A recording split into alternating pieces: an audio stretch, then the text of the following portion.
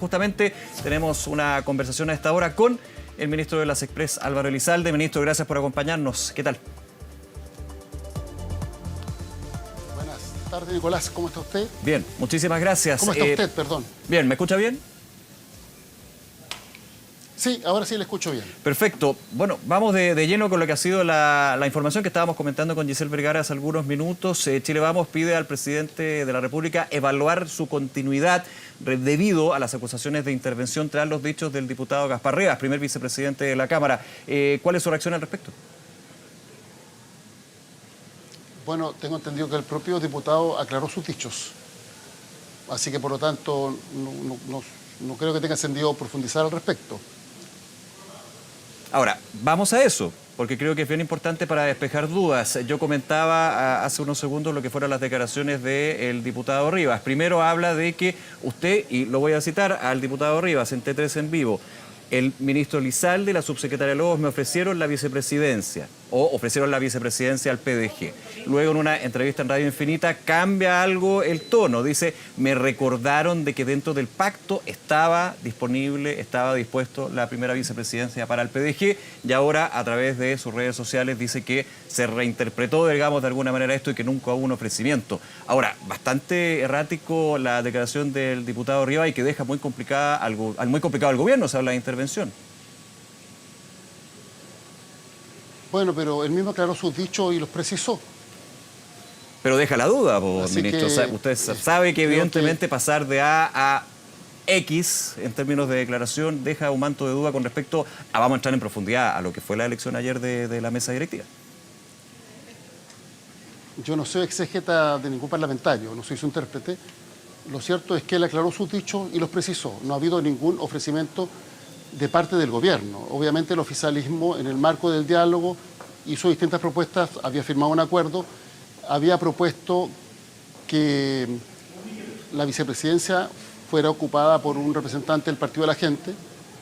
Karen Medina, que también forma parte de ese partido, señaló que incluso habían evaluado el día domingo esa proposición, pero corresponde a una proposición que hacen las bancadas. El gobierno obviamente juega un rol de facilitador del diálogo, pero son las bancadas finalmente las que toman las decisiones. No olvidemos que los mismos que hoy día están criticando esto, hace un par de semanas señalaban que si la propuesta oficialista no era ratificada por la sala de la Cámara, tenía que producirse un cambio en el comité político. Y ahora, después del resultado, plantean lo mismo. Entonces, yo creo que finalmente son excusas que no dan cuenta del tema de fondo y que nos distraen de lo que importa. Chile necesita un trabajo legislativo de calidad. Eso implica promover el diálogo con todos los actores con el objeto de construir acuerdos que nos permitan sacar adelante iniciativas tan importantes como la reforma de pensiones, el pacto fiscal, todas las leyes de seguridad que forman parte de la agenda priorizada y que aún no son aprobadas, también de la agenda de probidad y transparencia, solo por citar algunos ejemplos, y creo que a eso debería estar abocado finalmente el Congreso Nacional. Ministro. Y la definición de las mesas de las cámaras es la forma a través de las cuales se elige democráticamente quién debe conducir, obviamente, el trabajo legislativo, dando garantía a todos los sectores.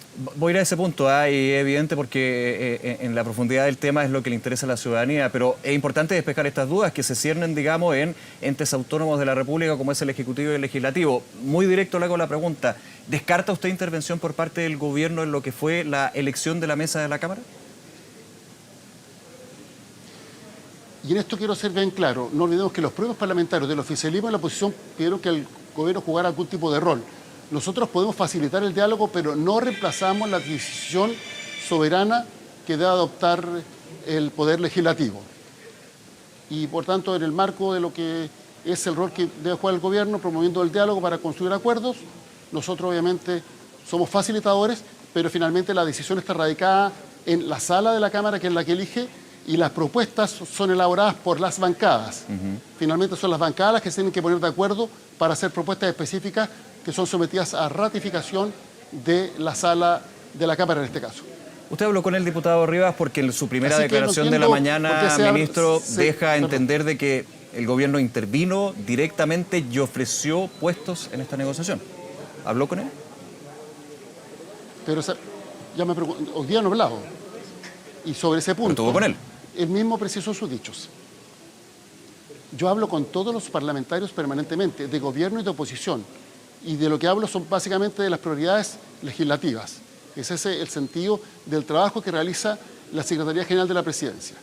Adicionalmente, hacemos un esfuerzo por mantener al oficialismo unido, porque forma parte de la base de apoyo del gobierno y, por tanto, obviamente, estamos dialogando con el oficialismo con el objeto de resolver diferencias que permitan que el apoyo del gobierno se exprese en el debate legislativo y en las votaciones. Y también hablo con la oposición con el objeto de construir acuerdos que nos permitan aprobar leyes. Por eso tenemos, pese a la atomización parlamentaria y a ser un gobierno que tiene minoría en ambas cámaras, por eso hemos avanzado con mucha celeridad y tenemos récord de leyes aprobadas y también récord de leyes aprobadas en temas tan importantes como es la seguridad pública. Eso forma parte del trabajo legislativo entre los dos órganos colegisladores que deben coordinarse para sacar adelante iniciativas que benefician a los chilenos y que resuelven sus problemas. Ministro Álvaro Elizalde, en ese trabajo legislativo, en esa conversación y la búsqueda de acuerdos, que es el centro, o debería ser el centro siempre del trabajo en el Congreso, es difícil, pero siempre se busca y también con el colegislador en este caso, la llamada a una censura de la actual mesa que de hecho asumió ayer en la tarde, ¿puede complicar lo que es esa discusión legislativa? ¿Y cómo ve también lo que es esa censura del Partido Social Cristiano ya anunciada? Esta es una mesa que fue elegida hace un día. Y por tanto, bueno, ¿cuál es el sentido de continuar con un debate de esta naturaleza que no resuelve lo que es importante, que el Congreso Nacional se aboque al trámite legislativo para aprobar leyes que son concebidas para beneficiar a todas las chilenas y chilenos? Eso es lo que le da sentido al trabajo legislativo. Muchas veces estas peleas políticas nos distraen del esfuerzo que es realmente importante. Y por eso nosotros reiteramos nuestra voluntad de diálogo con todos los actores para construir amplias mayorías que nos permitan sacar adelante leyes en beneficio de Chile, conforme a la agenda que ha hecho público el gobierno, a los anuncios que ha realizado el presidente de la República, pero también acogiendo los que nos parecen son buenas ideas de la oposición, porque finalmente es así como los países construyen acuerdos y progresan. Recordemos un poquito el objetivo de los acuerdos administrativos en la Cámara de Diputadas y Diputados, también en el Senado y con su experiencia también. Usted fue presidente del Senado, de hecho, cuando era parlamentario. Los acuerdos administrativos buscaban la gobernabilidad de las corporaciones. Esos acuerdos administrativos han ido cambiando, no se han respetado, de un lado para otro se ha acusado. ¿Cómo ve usted desde el puesto que ocupa hoy de articulador, desde el colegislador, ministro, ese antecedente? Porque muchos dirían, claro, es la pelea política, ¿qué le importa a la ciudadanía? Pero finalmente cuando se discuten reformas como la previsional, el pacto fiscal, el tema de seguridad, eso pesa, y pesa también en la votación. Bueno, sin lugar a dudas, que aquí tenemos un desafío, que es básicamente realizar un trabajo legislativo que tenga sentido para la ciudadanía. Y hay dos opciones: enfrascarnos en peleas políticas inconducentes, en dimes y diretes que en absoluto se hacen cargo de lo que el país necesita, o por el contrario, en un marco de respeto, asumiendo que tenemos diferencias, hacer el mejor esfuerzo posible para construir acuerdos que nos permitan, por ejemplo, mejorar las pensiones, disminuir las listas de espera, aumentar la recaudación fiscal para contar con más recursos para financiar el gasto social, aprobar iniciativas pro empleo, pro crecimiento, pro inversión, solo por citar algunos ejemplos. El gobierno está convencido que aquí lo que se requiere es finalmente promover ese diálogo democrático. Si hay quienes quieren seguir en la chimuchina que nos distrae lo importante, esta chimuchina política inconducente, bueno, finalmente yo creo que no se está realizando el trabajo que la ciudadanía le pide a las instituciones, y particularmente a un poder del Estado tan relevante como es el Poder Legislativo. Por tanto, lo que esperamos es que finalmente prime esta voluntad de diálogo, de entendimiento, de acuerdo, asumiendo, insisto, que tenemos diferencias que son legítimas en una sociedad democrática, pero finalmente que si va a haber debate, este sea un debate de ideas, de propuestas o visiones de país, y no estas peleas chicas que, insisto, no tienen sentido y son completamente inconducentes. ¿Qué espera de la nueva mesa de la Cámara de Diputadas y Diputados, liderado por la diputada Carol Cariola? Bueno, tanto el Senado como la Cámara han renovado sus mesas.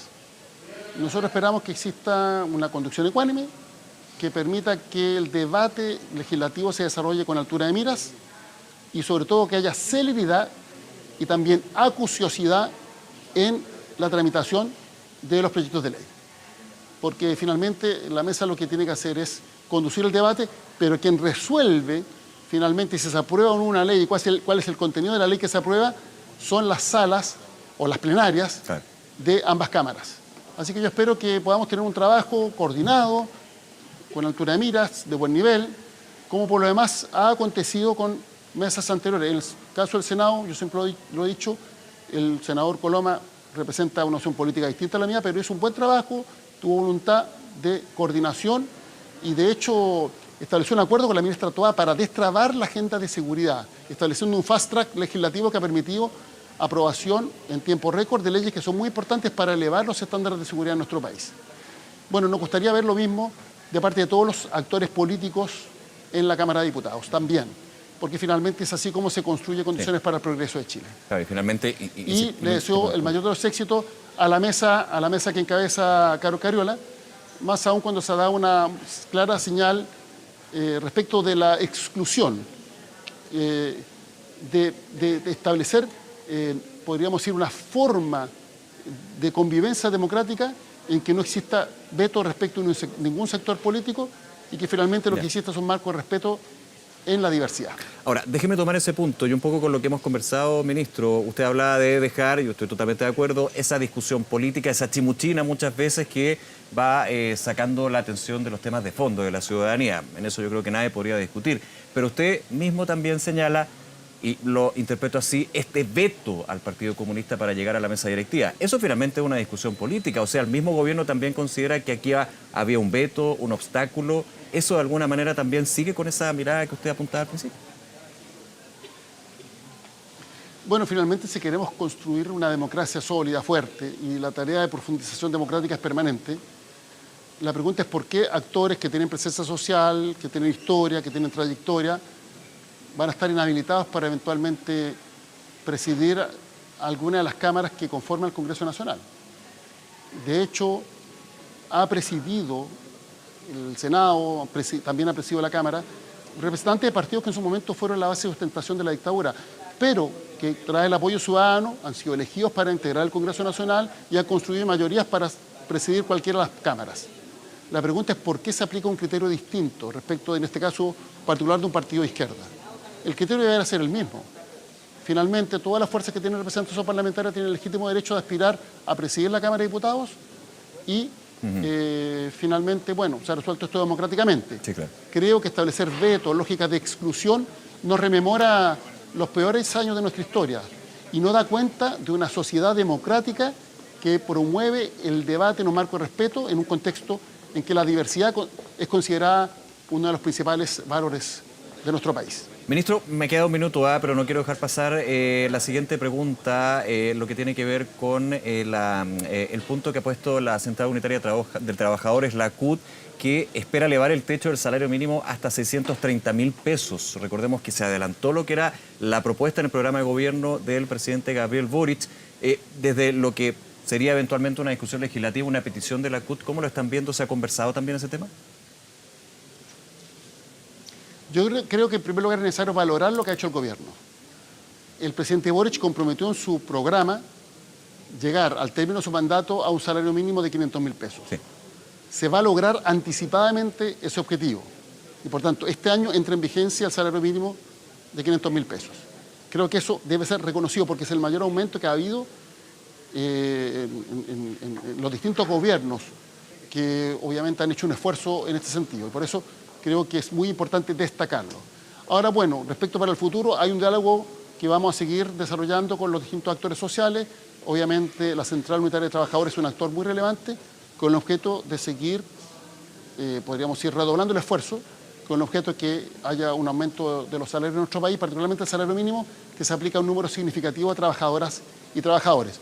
Por tanto, ese es un esfuerzo, obviamente, que se va a abordar en el marco del diálogo social, o más bien con actores sociales, pero quiero destacar lo que hasta el momento se ha hecho, que sin duda que es un logro muy importante en términos comparativos con lo que se había hecho en anteriores gobiernos. Ministro Álvaro Elizalde, como siempre, gracias, ministro, por su tiempo y conversar con nosotros en Canal 24 Horas. Que esté muy bien. Muchas gracias y que tenga un muy buen resto de jornada. Igualmente. Y ojalá una muy buena semana. Igualmente, que esté muy bien. Gracias. Hasta luego.